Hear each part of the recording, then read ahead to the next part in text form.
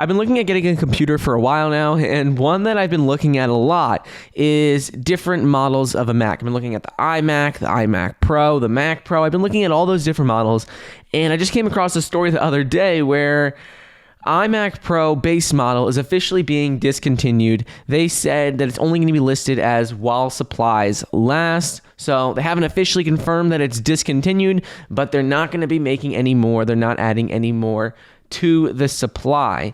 And according to the article, according to the report, they say that right now it's only going to be the models available in stores that they have in supply. This really isn't a surprise. They did roll out their new version of the iMac, and really you can configure that to do anything that the iMac Pro would have been able to do. They said that a lot of people, at first, they thought the iMac Pro was going to be designed for professionals and people who need to work on computers all the time.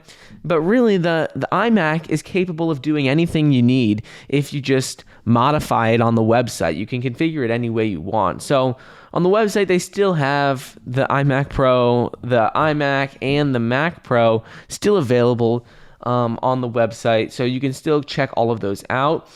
They are expected, though, to introduce a new model later this year. They're expected to do a revamp of all the Macs, potentially without the bar on the bottom. Like, they're probably going to get rid of that bar with the Apple logo on the bottom of the screen, make it like a full screen without any metal on the bottom. So that is what's expected this year.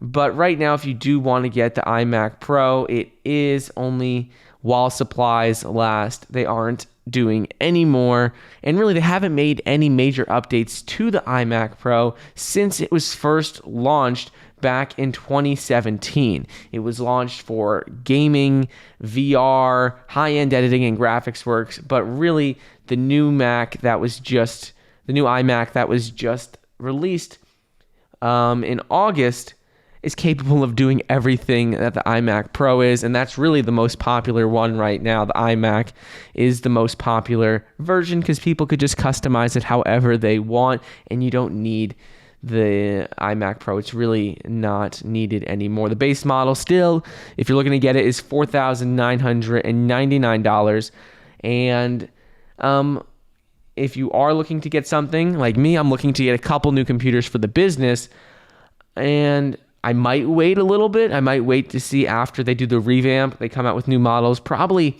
later this year. But we'll wait and see. It still could be a good time now to check these out if you do want an iMac Pro. But they will be discontinued.